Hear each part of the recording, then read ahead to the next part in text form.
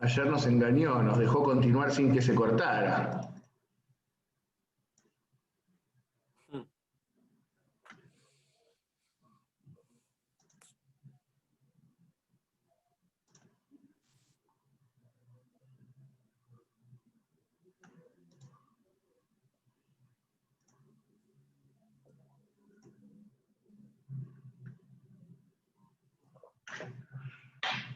¿Qué está tomando, doctor Pizarra?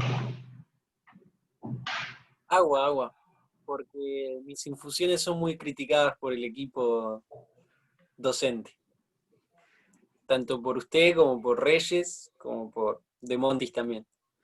¿Dónde está Reyes, hablando de Reyes?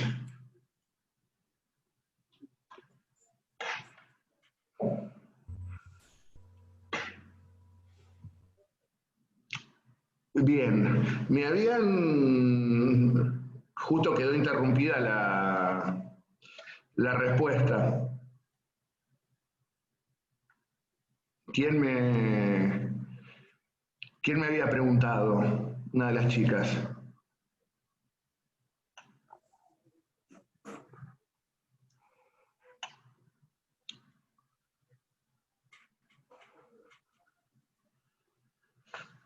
Bueno, no se habrá vuelto a conectar. Pero la pregunta que me había hecho si no era absurdo que la misma Junta, el mismo Cabildo, eligiera al virrey que había sido destituido recientemente.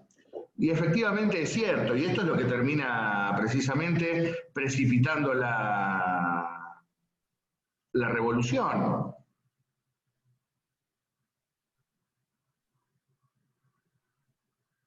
Esto es lo que genera que se amotinen las tropas en la noche del 24, y esto es lo que termina generando que sean los grupos políticos que actuaron en Buenos Aires en aquel momento a irrumpir en la sala de sesiones del Cabildo en la mañana del 25 e imponerle al Cabildo una junta.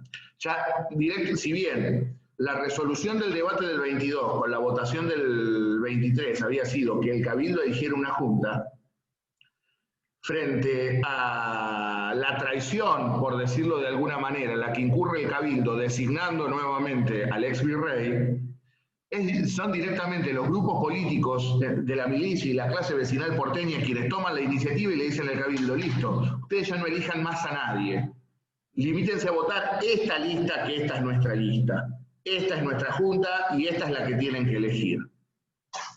No sé si esto aclara la cuestión. Obviamente es completamente absurdo lo que hace el Cabildo. Destituimos al virrey, te dimos el poder para que elijas una junta y elegís una junta presidida por el ex virrey.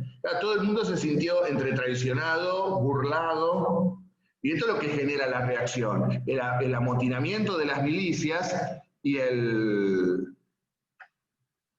la reacción también de las clases populares, de la clase vecinal. Por lo tanto,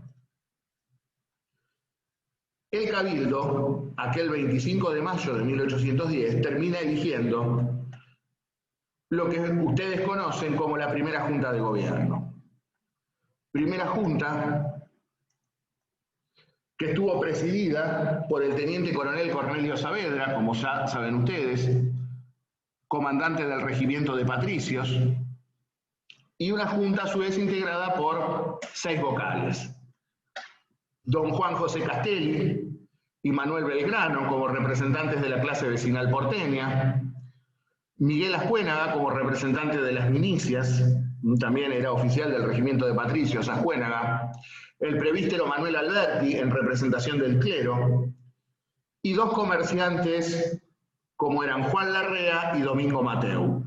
Es decir, el esquema de la Junta del 25 viene a reproducir más o menos los mismos sectores representados en la Junta del 24, pero claramente ya sin Cisneros. Si ustedes piensan, la Junta del 24 tenía un vocal que representaba a las milicias, un vocal que representaba a la clase vecinal, un vocal que representaba al clero y un vocal que representaba a las milicias. Pues bien, ahora tenemos un presidente y un vocal proveniente de las milicias, Saavedra y Ascuénaga, 2 representantes de los comerciantes, Larrea y Mateu, un representante del clero, Alberti, y 2 representantes de la clase vecinal porteña, los primos precisamente, Belgrano y Castelli. Y obviamente actuarían como secretarios 2 abogados, Juan José Paso, quien se había ganado los laureles, ni más ni menos que en el debate del 22, y un abogado que no estuvo presente en la jornada del 22, como digo siempre. Se ha construido toda la mitología de la Revolución de Mayo sobre un tipo que el día que había que bancar la parada, que fue el día del debate, ni siquiera fue al Cabildo, me refiero a Mariano Moreno, y a su vez también muy vinculado, estrechamente vinculado por su profesión, a los comerciantes británicos. Precisamente su vínculo con los comerciantes británicos es lo que se supone que le granjeó su acceso a secretario de la Junta. Esto lo menciono porque siempre la fotito escolar, la fotito del Villiquen, es el presidente, los secretarios y los vocales. La Junta está compuesta por el presidente y los vocales, que son los que tienen voz y voto en las resoluciones de la Junta. Los secretarios son esos, simples amanuenses, simples secretarios, los encargados de refrendar con su firma los decretos emitidos por la Junta.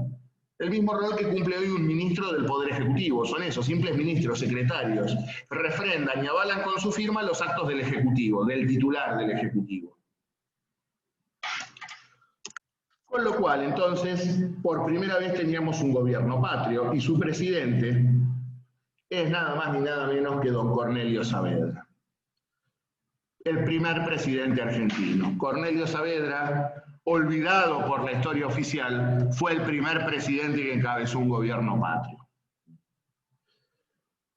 Ahora bien, la estructura de este gobierno es muy heterogénea, porque había grupos de todo tipo presentes en este gobierno. Fíjense que hemos visto la milicia, que representa los intereses de las clases populares, el clero, los comerciantes, la clase vecinal de Buenos Aires. Por lo tanto, no había claramente un plan de gobierno definido, pero sí podemos decir que había un plan en común, un programa. Profe, ¿puedo hacer una pregunta? Sí, cómo no. ¿En los vocales no incluyeron a ningún cura ni nada de ese tipo de cosas? Alberti, por eso dije prevístero Manuel Alberti. Por eso dije que había representación del clero también. En la Junta del 24, en la Junta del 24 el cura era Solá.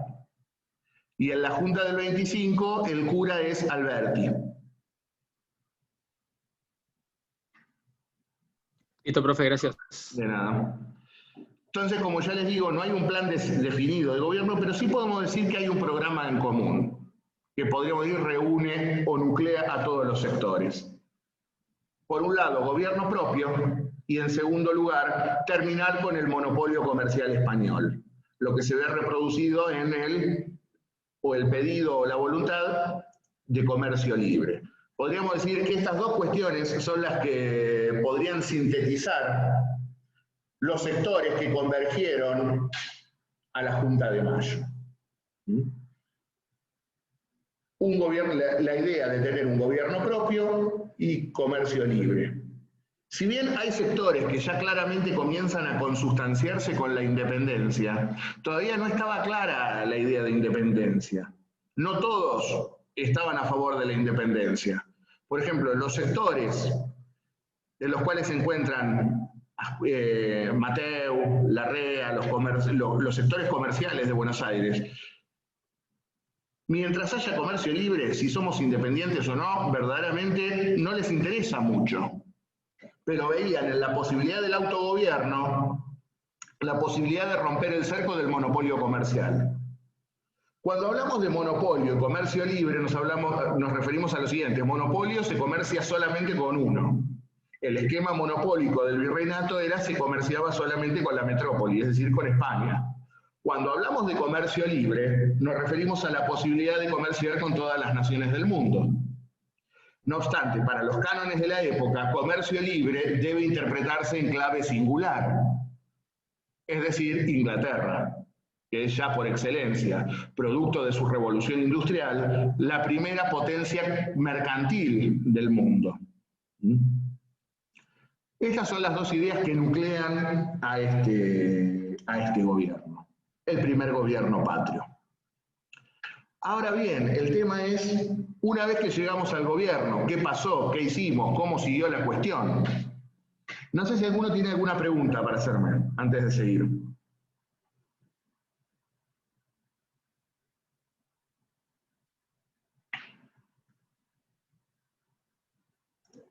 ¿No? ¿Seguro? Bueno, entonces continuamos. Rápidamente, una vez que la Junta se instala en el mando, decidió obviamente bogar por el reconocimiento del interior. En primer lugar, había que cumplir con lo resuelto en el Cabildo Abierto del 22, es decir, convocar a los pueblos del virreino para que decidieran aprobar o desechar lo que había actuado la capital, y sobre todo lograr el reconocimiento en el interior de la Junta. Es decir, como una vez instalada la Junta, lo primero que hará, el mismo día 25, es dictar su propio reglamento, donde por primera vez va a aparecer un derecho de rango constitucional, como es el derecho de petición. Y 2 días después, el día 27 de mayo, enviará una circular al interior, la circular del 27 de mayo, a efectos de que los pueblos del interior del virreino eligieran diputados a efectos de reunirse o de integrarse, mejor dicho, a la Junta reunida en Buenos Aires. La circular del 27 claramente establecía que los diputados del interior, elegidos en el interior, debían incorporarse a la Junta. Mientras se van produciendo los acontecimientos, la Junta decide enviar 2 ejércitos, uno rumbo al litoral y al Paraguay, que pondrá en manos de uno de los sujetos más abnegados y más importantes que tuvo la revolución, un hombre de una fortuna incalculable, era multimillonario, abogado, contador.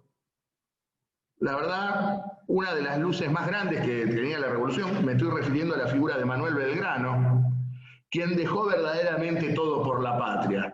Dejó el traje de abogado, la calculadora de contador, se puso el uniforme para el cual no se había formado como militar y salió a pelear en nombre de la patria. En efecto, partiría una expedición al mando de Belgrano rumbo al litoral y a su vez también marcharía una columna también al mando de Juan José Castelli rumbo al centro y al norte, es decir, Córdoba, las provincias del noroeste argentino y las provincias altoperuanas. Y del mismo modo que se había consolidado un gobierno propio con una junta de gobierno en Buenos Aires, también es cierto que rápidamente vamos a ver cuáles van a ser los límites geográficos de actuación de esta junta. Claramente comienza a delinearse o a delimitarse hasta dónde podrá llegar geográfica y políticamente esta junta. Porque no todos estuvieron rápidamente consustanciados con la Junta de Buenos Aires. Van a surgir algunos focos contrarrevolucionarios. ¿Cuáles fueron esos focos? En primer lugar, Montevideo, la capital de la provincia oriental, se mantiene leal a España. Lo propio ocurrirá en la provincia de Córdoba, donde se encontraba residiendo nada más ni nada menos que el héroe de la Reconquista de Buenos Aires, allá en las jornadas de 1806, me refiero a el ex virrey Santiago de Liniers. Las provincias altoperuanas también tendrán resistencia a la Junta, y lo propio ocurrirá con el Paraguay. Vamos a ver un poco qué fueron estos focos contrarrevolucionarios. En Montevideo, como ya les digo, se mantiene leal al Consejo de Regencia español. ¿Qué es esto de la regencia? Yo no lo mencioné, pero cuando cae la Junta de Sevilla en España, algunos miembros de la Junta logran huir de los franceses y, amparados por la flota británica, se refugian en la isla de León, frente a las costas de Cádiz, y allí forman un Consejo de Regencia. Está discutido o no si se sabía en el Río de la Plata la existencia o no de la regencia al momento de estallar la revolución. La verdad, poco importa, lo cierto es que el proceso se había desencadenado y ya a nadie le importaba si había una regencia o no en España. Pero Montevideo, la plaza fuerte de Montevideo, sí, se mantuvo leal a la regencia, y en efecto el Consejo de Regencia designa en 1811 a Francisco Javier de Elío como virrey del Río de la Plata. Obviamente Elío no desembarcó en Buenos Aires, que desconocía su autoridad, sino que precisamente se quedó en Montevideo. Y una vez que Elío llega a Montevideo, le declarará la guerra a la Junta de Buenos Aires. Con lo cual, rápidamente, la Junta estará en guerra con la capital de la provincia oriental. No obstante ello, vamos a ver constantemente que en la provincia oriental, porque tiene que quedar claro esto, la provincia oriental, lo que hoy ustedes conocen como Uruguay, era parte integrante del Estado argentino. Lo que hoy es la República Oriental del Uruguay era una provincia integrante del Estado argentino. Y hubo una dicotomía. La clase alta montevideana, nucleada en su cabildo, es la que se declara leal a la regencia y apoya a Elío. Sin embargo, las clases populares de la Campania oriental, es decir, de las zonas rurales de la provincia oriental, acaudilladas por el capitán de Blandengue, José Gervasio de Artigas, se ponen al servicio de la Junta de Buenos Aires. Y van a obtener una victoria el 18 de mayo de 1811 en la Batalla de las Piedras, con lo cual la situación en la provincia oriental es toda la campaña sublevada en favor de la revolución, acaudillado por Artigas, y se mantenía leal a la corona tan solo la capital Montevideo. Y será otra cuestión que vamos a ver manifestada claramente a lo largo de la Guerra de la Independencia.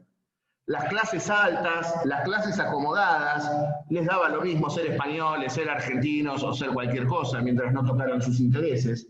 Mientras que las clases populares estuvieron decididamente desde el minuto cero en favor de que esto fuera un país independiente. También está ya un foco contrarrevolucionario en Córdoba, como ya les dije, acaudillado por el ex virrey Santiago de Liniers, que es aplastado por orden del secretario de Guerra, Mariano Moreno.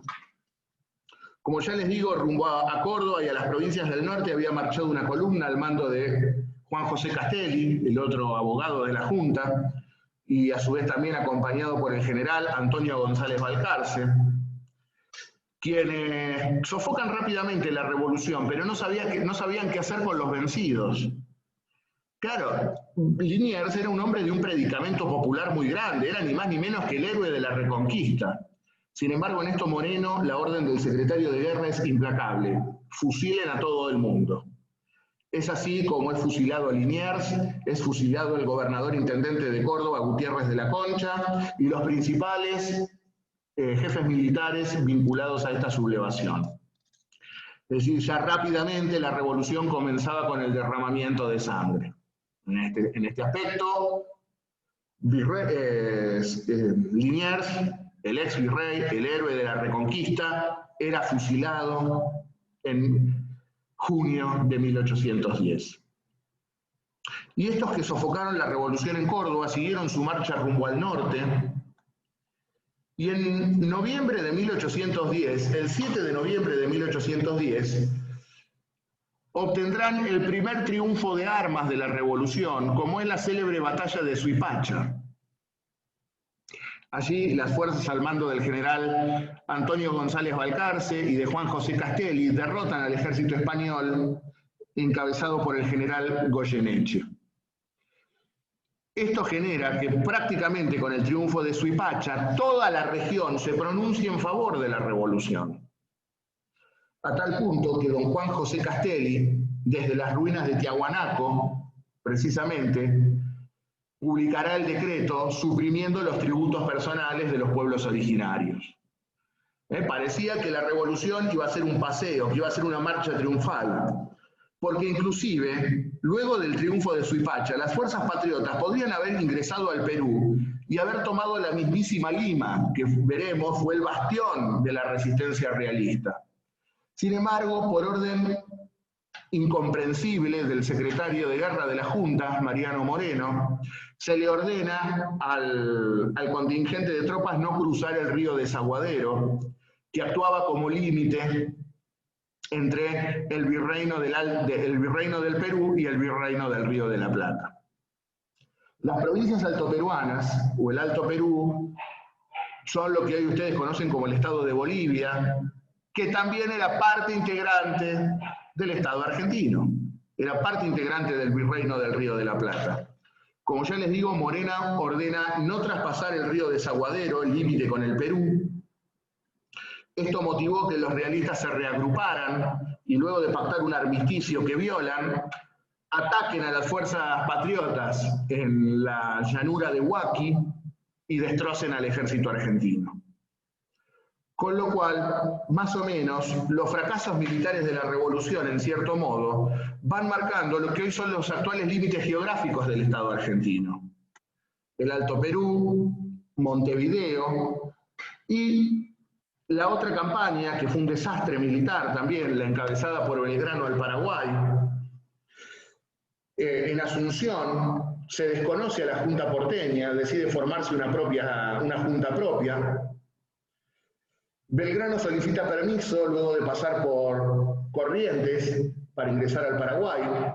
Se le deniega el permiso, Belgrano decide ingresar igual y será derrotado en las batallas de Paraguarí y Tacuarí. Con lo cual, desde este momento y en adelante, el Paraguay cortará amarras prácticamente con todo el mundo. No solamente con lo que actualmente es el Estado argentino, sino que cortará relaciones con prácticamente todos los países. Paraguay se va a sumir en un profundo aislamiento que lo convertiría hacia mediados del siglo XIX en una potencia económica y militar que luego sería aplastada y desguazada ilegítimamente como consecuencia de la guerra de la Triple Infamia de 1865. Pero lo cierto es que ahí, si ustedes se fijan, otra provincia que se pierde y que marca otro de los límites actuales del Estado argentino, el Paraguay. Entonces tenemos el Alto Perú, el Paraguay y Montevideo. Estos son los distintos focos contrarrevolucionarios que se formaron. No sé si alguien quiere preguntarme algo. Digamos, Yo. Sí, adelante. ¿Por qué Córdoba al final se queda en lo que es el Río de la Plata? En realidad, la sublevación de Liniers no tuvo mayor predicamento popular, con lo cual fue rápidamente aplastada. Y convengamos que Córdoba, por su cercanía, era muy difícil que se mantuviera fuera de la órbita de la Junta de Buenos Aires. Distinto a las regiones limítrofes del virreino, donde era más difícil que el Estado central se impusiera, o esta pretensión de Estado central que comienza a gestarse. Digamos, lo que ocurrió en Córdoba fue más que nada una patriada de Liniers, junto con el gobernador intendente de la provincia. Pero los sectores populares cordobeses rápidamente se pliegan a la revolución. En efecto, veremos que uno de los protagonistas más destacados de los gobiernos que siguen será el diputado por la provincia de Córdoba, Gregorio Funes, el deán Gregorio Funes. Genial, gracias. ¿Alguna otra preguntita?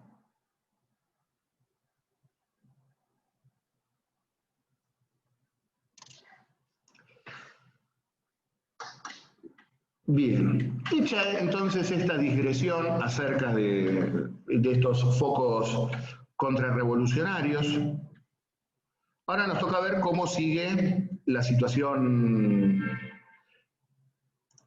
política en el Río de la Plata. Ya hemos visto la instalación de la primera junta el 25 de mayo, y también hemos visto que por circular del 27 de mayo de 1810 se insta a las provincias del interior, o a las gobernaciones intendencias, mejor dicho, como establecía la ordenanza de 1783, a elegir diputados para sumarse a la Junta. La circular del 27 de marzo es clara, el 27 de mayo es clara, los diputados elegidos en el interior debían incorporarse a la Junta reunida en Buenos Aires. Sin embargo, a mediados de noviembre, cuando comienzan a llegar los elegidos a la capital, Mariano Moreno, quien ya había cobrado un enorme protagonismo político, había logrado que los secretarios ahora tuvieran votos en las reuniones de la Junta, y ya había formado el órgano de propaganda de la Junta, como era el diario La Gaceta de Buenos Aires. En sus artículos de La Gaceta, precisamente, Moreno comenzaría a abogar para que los diputados elegidos en el interior no se incorporaran a la Junta. Moreno no quería que los diputados del interior se incorporaran a la Junta, simplemente pediría para que actuaran como Congreso Constituyente, que formaran aparte un Congreso Constituyente. Sin embargo, acaudillados precisamente por el diputado por Córdoba, el deán Gregorio Funes, en diciembre de 1810 los diputados del interior van a reclamar que efectivamente se cumpla con la circular del 27 de mayo y que los diputados sean incorporados al seno de la Junta. Se va a votar en la sesión del 18 de diciembre de 1810, sesión en la cual los que se tenían que incorporar votaron, es decir, yo como diputado electo votaba si me tenía que incorporar o no, que iba a votar, que sí. Como ya les digo entonces, en aquella sesión se decide la incorporación de los diputados del interior a la Junta. Surge lo que la historiografía argentina denominó como Junta Grande. La Junta Grande no es nada más ni nada menos que la primera Junta de mayo de 1810 más los diputados del interior. Vuelvo a reiterar, la Junta Grande surge como consecuencia de la incorporación de los diputados del interior a la Junta de mayo. Solamente votaron en contra en aquella sesión los dos secretarios, Juan José Paso y Mariano Moreno, quien como consecuencia de esta derrota política decide renunciar a su cargo de secretario de la Junta. La Junta le rechaza la renuncia, no obstante Moreno insiste, finalmente la Junta decide enviarlo como ministro plenipotenciario ante las Cortes de Río de Janeiro. Profe, ¿Moreno renuncia o quién renuncia? Moreno renuncia.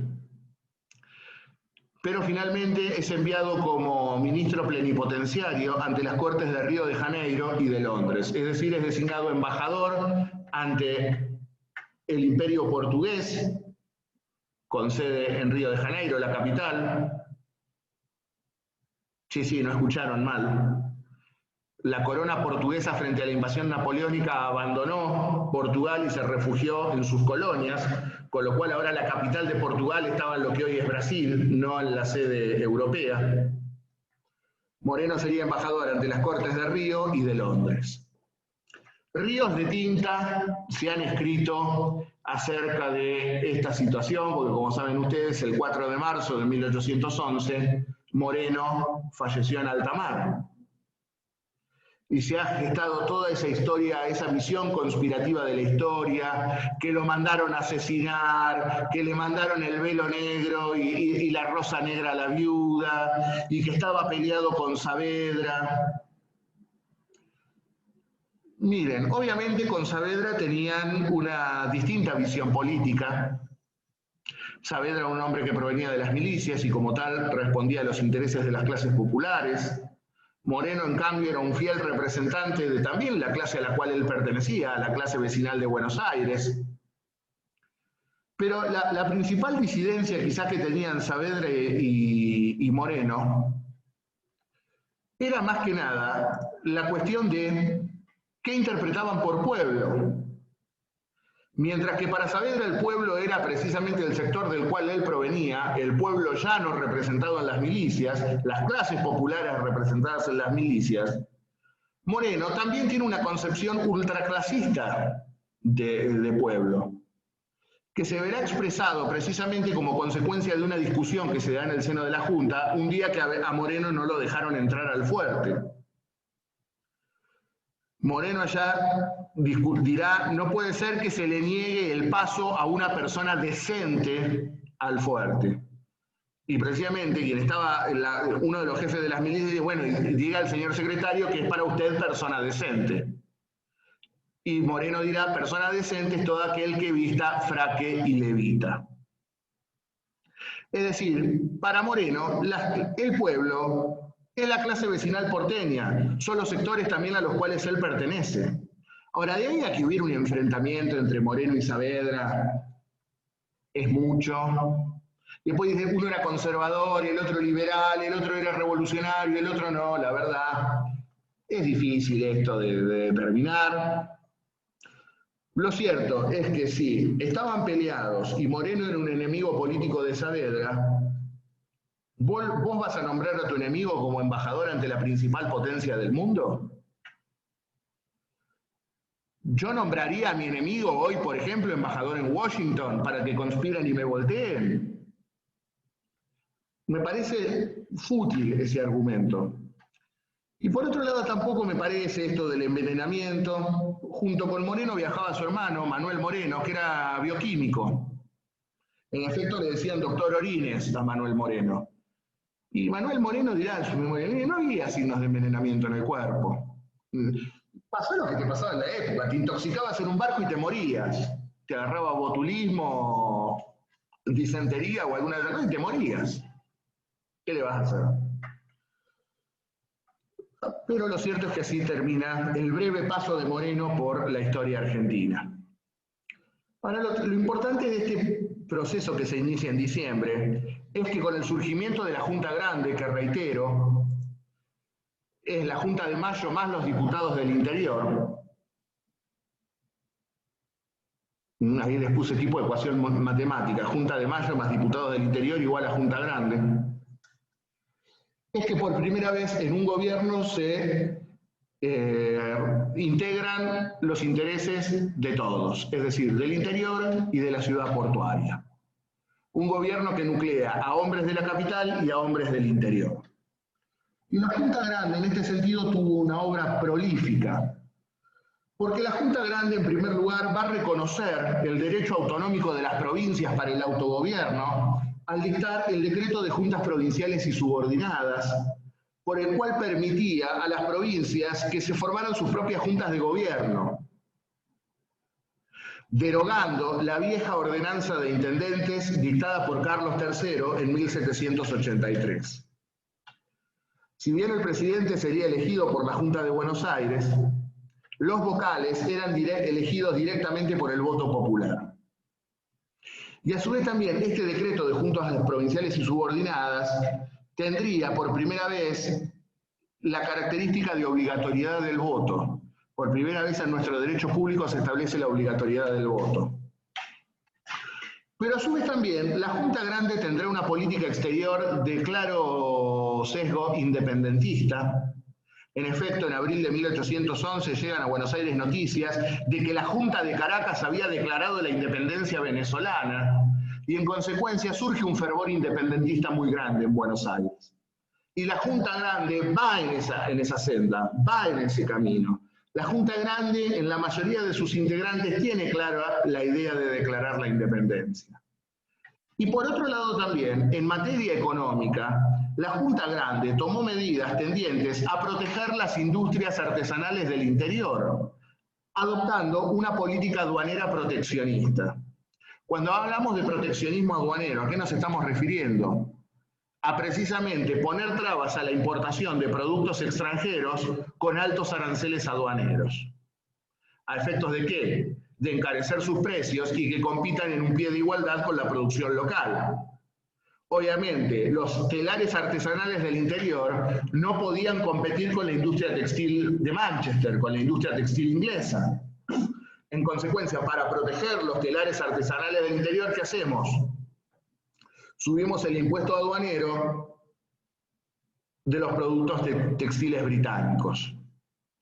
Ahora bien, esto lo puse como ejemplo, no era solamente eso, ¿no? Ahora bien, lo claro de esto es que con esta idea de declarar la independencia y con esta política aduanera proteccionista, la Junta Grande se va a ganar un enemigo muy grande. Un enemigo externo muy grande. Y ese enemigo externo se llama Inglaterra.